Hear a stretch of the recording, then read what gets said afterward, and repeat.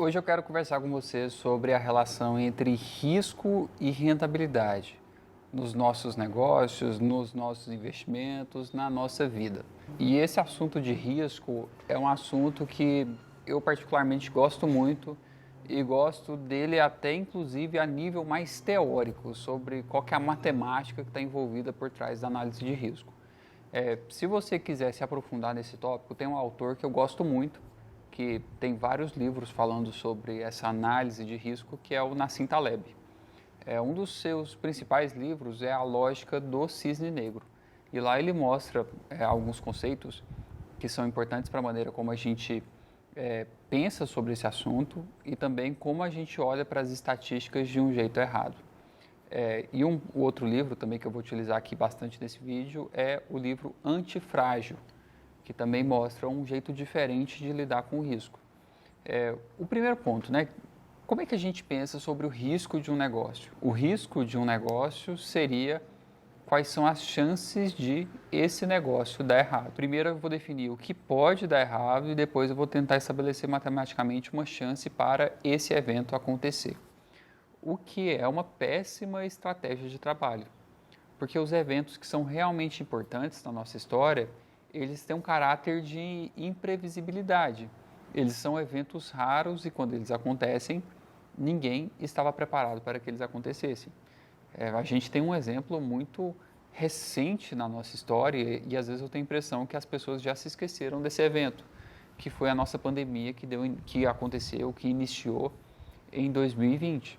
Essa pandemia fechou os negócios, as pessoas perderam seu faturamento, algumas empresas foram arbitrariamente classificadas como sendo serviço não essencial e por causa disso os políticos fecharam as empresas, uma coisa que foi realmente muito complicada na época para todo mundo. E eu venho sentindo que esse assunto vem até perdendo uma relevância, que é o assunto do planejamento estratégico. Eu acho que as pessoas ainda fazem planejamento estratégico, mas eu sempre achei esse assunto aqui muito absurdo, desde a primeira vez que eu estudei sobre esse assunto. A atividade do planejamento estratégico, ela seria complementar a essa atividade de análise de risco da maneira tradicional, que é eu tentar projetar o que eu quero que a minha empresa se torne, ou o que eu vou fazer pelos próximos 5, 10 anos. E aí eu vou fazer uma matriz SWOT, que é as minhas forças e fraquezas, oportunidades e ameaças. E com isso eu vou montar um plano para o que eu vou fazer no futuro. E até então, né, tem algumas empresas que ainda fazem esse tipo de coisa, esse tipo de estudo, esse tipo de relatório.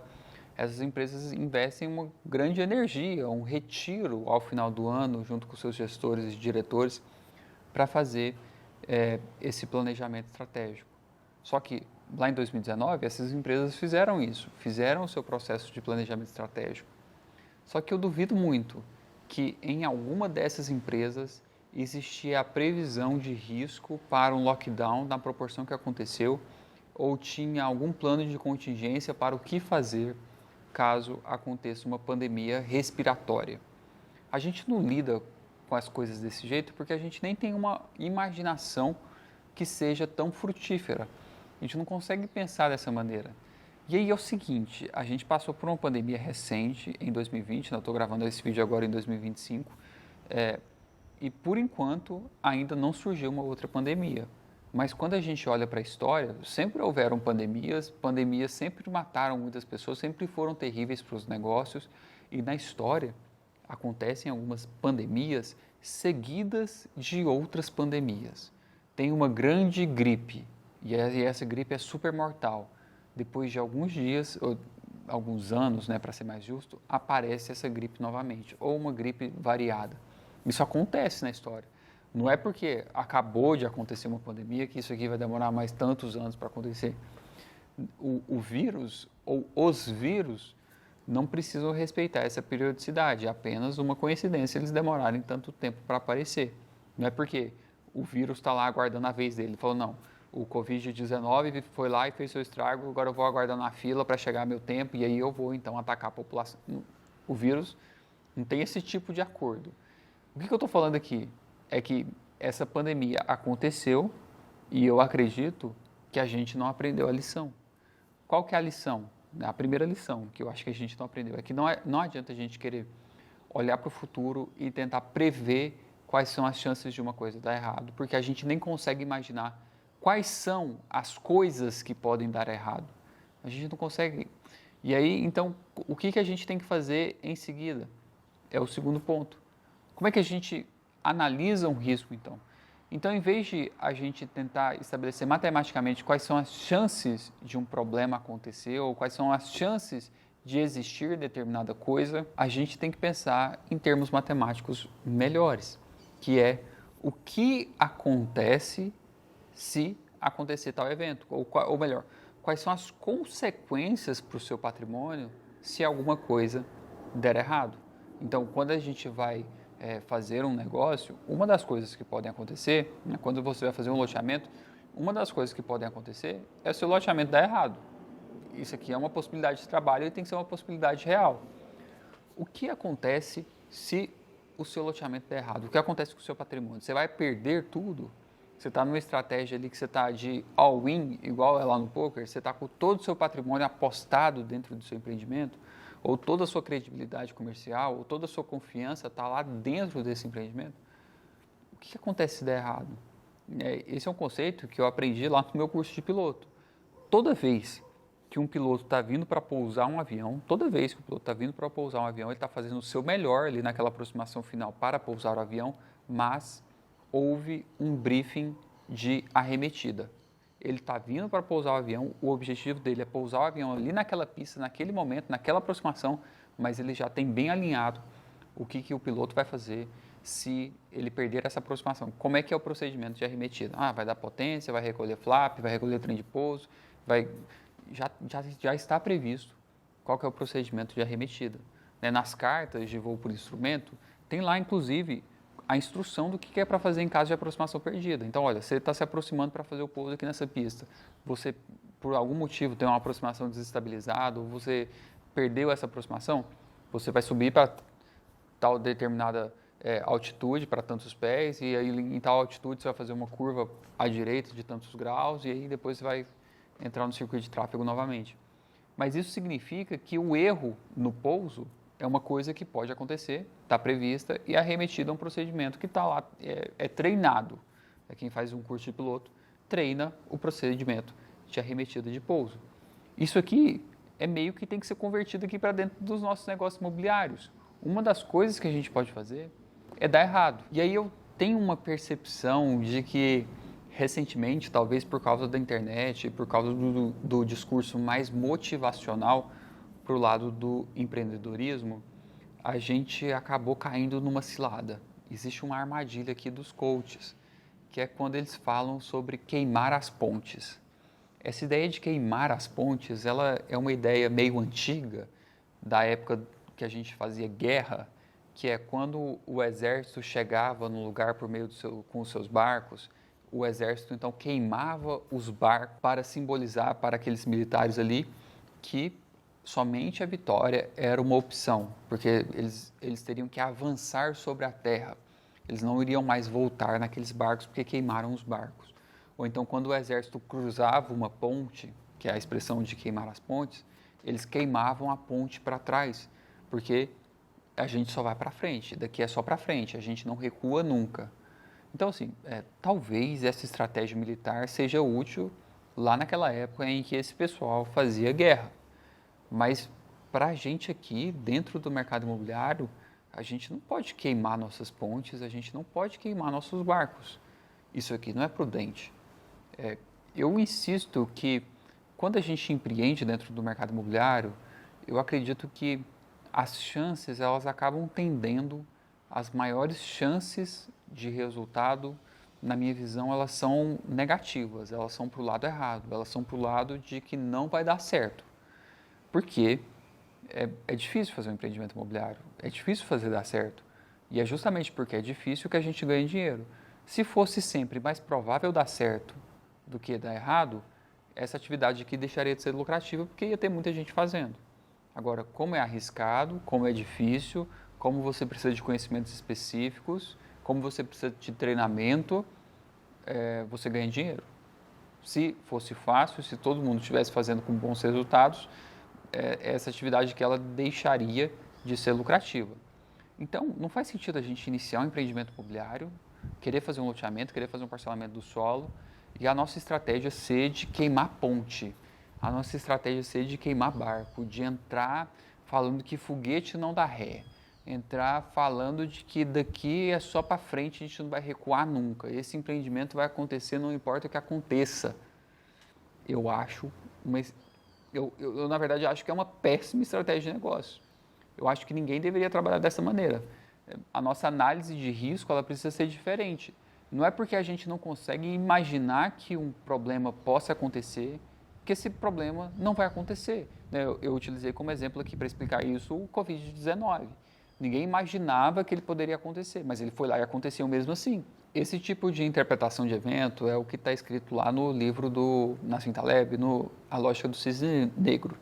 O que explica esse título, Cisne Negro, é que até então os pesquisadores, as pessoas da biologia acreditavam que existiam somente cisnes brancos. E aí o que é necessário para desconfirmar essa afirmação? O que é necessário para mostrar que essa afirmação está errada? Apenas a existência de uma única unidade de um cisne negro. E aí depois eles descobriram um cisne negro e aí entenderam que nem todos os cisnes são brancos. Então, quando a gente tem uma afirmativa desse jeito que é muito sólida, o que a gente precisa para desconfirmar essa afirmativa? Apenas um evento, apenas uma evidência. Então, a gente tem que aprender a olhar para os riscos dessa maneira mais inteligente um pouquinho. A gente precisa abandonar o senso comum sobre a análise de risco, parar de tentar listar quais são as coisas que podem dar errado e tentar pensar em o que acontece em caso de problema. Usando essa analogia da aviação que eu trouxe aqui, o que acontece em caso de aproximação perdida? Como é que você sai desse empreendimento em caso de aproximação perdida? O que vai acontecer com o seu patrimônio em caso de uma aproximação perdida?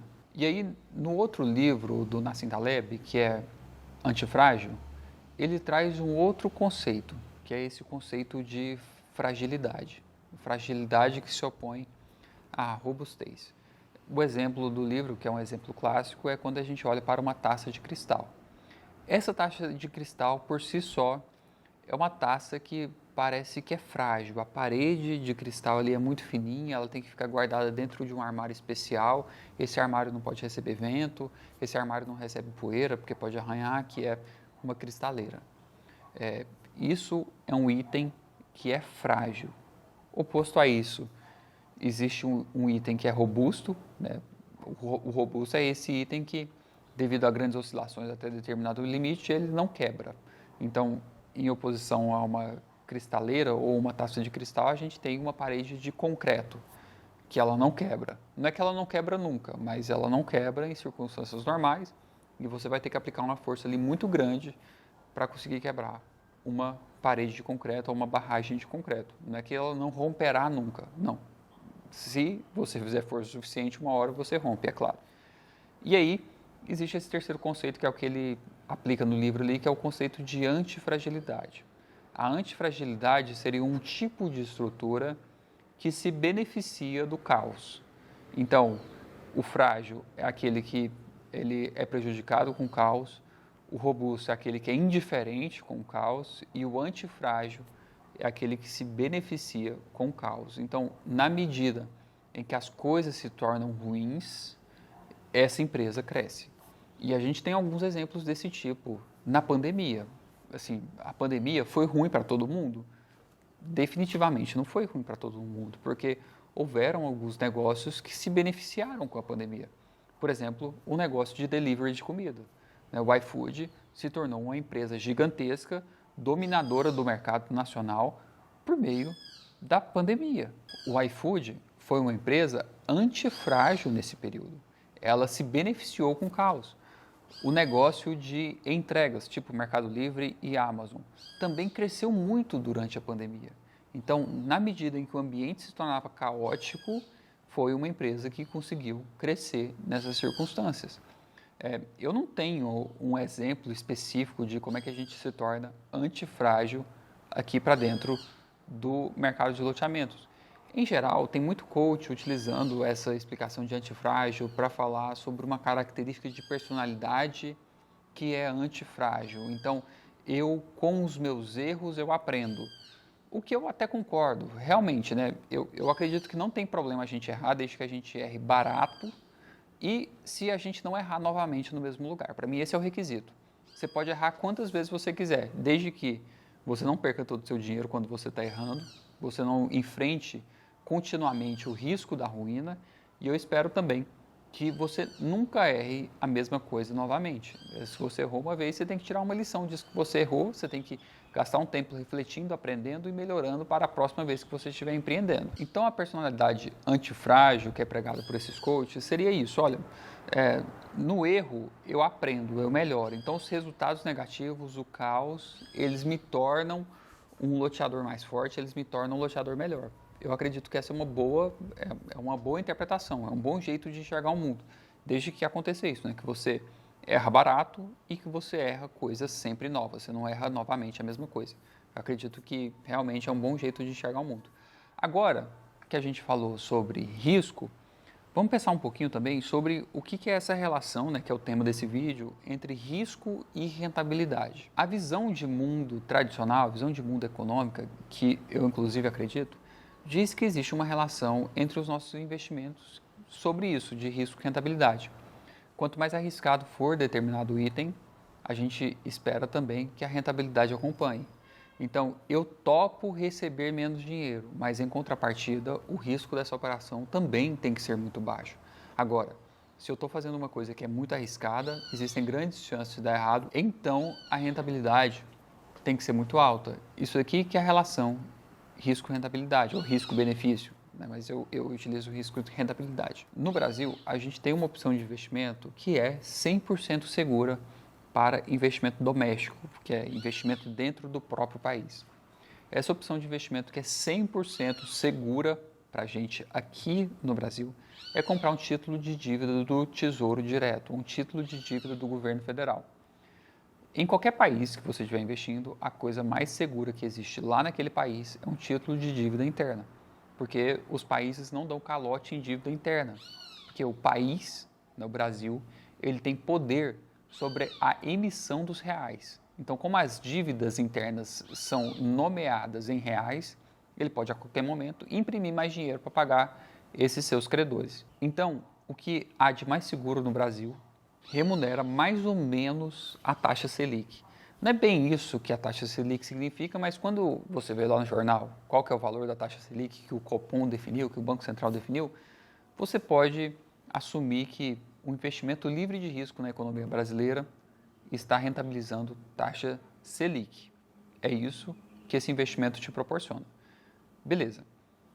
Quando a gente vai fazer um loteamento, quando a gente vai para dentro do mercado imobiliário, o que a gente está fazendo é, claro, potencialmente muito mais arriscado do que investir no título do Tesouro Direto. Por quê? Pode ser que a gente tenha algum problema ambiental, pode ser que os clientes não queiram comprar o nosso produto, pode ser que a nossa obra custe muito caro, pode ser que lá na frente a gente tenha um problema de inadimplência, pode ser que a gente tenha um problema com o Ministério Público, pode ser que... Existem muitas coisas que a gente não sabe, né? Como eu estou falando desde o começo do vídeo, a gente nem consegue listar todas as coisas que a gente não sabe, né? Quais são todos os riscos. Então, é potencialmente muito mais arriscado investir no mercado imobiliário do que investir lá no Tesouro Direto. Isso significa, então, que a rentabilidade do investimento dentro do mercado imobiliário precisa ser muito superior à rentabilidade que é estabelecida lá na taxa Selic. Se a gente tem uma Selic de 13%, investir no mercado imobiliário tem que obrigatoriamente proporcionar para a gente uma rentabilidade muito superior a essa aqui, porque senão não faz sentido a gente investir dentro do mercado imobiliário, porque é melhor deixar o dinheiro parado lá no banco, é melhor deixar o dinheiro parado lá no Tesouro Direto. É isso que significa risco e rentabilidade. Olha, se eu estou assumindo todos esses riscos, eu preciso de uma rentabilidade que seja proporcional. Se eu estou assumindo todos esses riscos, a minha rentabilidade também vai ter que ser tudo isso. E como é que a gente faz essa conta dentro dos nossos projetos? A gente faz essa conta por meio da viabilidade financeira. Eu não vou entrar aqui em muitos detalhes, mas a gente sabe que receber R$1.000 hoje é diferente de receber 10 parcelas de R$100. Então, por que é diferente de receber 10 parcelas de R$100? Porque quando eu opto por receber parcelado, pode ser que esse cara não cumpra seus pagamentos, pode ser que aconteça a incidência de inflação nesse período. Então, quando eu receber a última parcela, os R$1.000 não vão estar comprando os mesmos R$1.000 que eu teria a oportunidade de receber agora. E também, eu não tenho nenhum incentivo para fazer isso. Então, existe uma taxa de equivalência que vai transformar essa proporção entre receber parcelado e receber à vista como sendo a mesma coisa. Isso aqui é os juros, beleza? Então, tenha com você esse conceito de juros. Então, qual que é a taxa que eu uso para descontar o meu fluxo de caixa para chegar no valor presente, para então fazer minhas análises financeiras? Essa taxa que a gente usa para descontar o fluxo de caixa é o nosso custo de capital. E o custo de capital é esse número que a gente espera que rentabilize o nosso dinheiro. E o que a gente espera que rentabilize o nosso dinheiro está diretamente relacionado com a percepção de risco que a gente tem sobre o nosso empreendimento. Você está vendo como esses assuntos se conectam? Né? O risco, que é tudo isso que eu estava falando lá no começo do vídeo, a rentabilidade que eu estou falando agora e a relação entre risco e rentabilidade no fluxo de caixa. É claro que isso aqui vai ficar muito complexo muito rapidamente, porque para a gente entender essa explicação que eu estou fazendo subjetiva aqui, eu tenho que entrar numa explicação objetiva, que é a explicação da matemática. Eu preciso entrar dentro da viabilidade financeira para explicar isso, mas infelizmente eu não consigo fazer isso por meio de um vídeo aqui no YouTube. Eu dedico grande parte do curso de loteamentos, que é meu treinamento presencial, para falar sobre viabilidade financeira. Aí lá, além de eu te mostrar qual que é a matemática da viabilidade financeira, eu te mostro também como é que a gente utiliza uma planilha de viabilidade e como é que a gente insere nessa planilha de viabilidade essa monetização, essa quantificação da nossa percepção de risco. E aí eu realmente espero que se você quer empreender ou se você está empreendendo no mercado de loteamentos, eu espero que você tenha a oportunidade de participar comigo de uma turma presencial do curso de loteamentos. Bem, eu espero que você tenha gostado desse vídeo. Se você gostou, por favor, faça o pacote completo, quer deixar um comentário, curtir, compartilhar, se inscrever. E te encontro numa próxima oportunidade ou amanhã.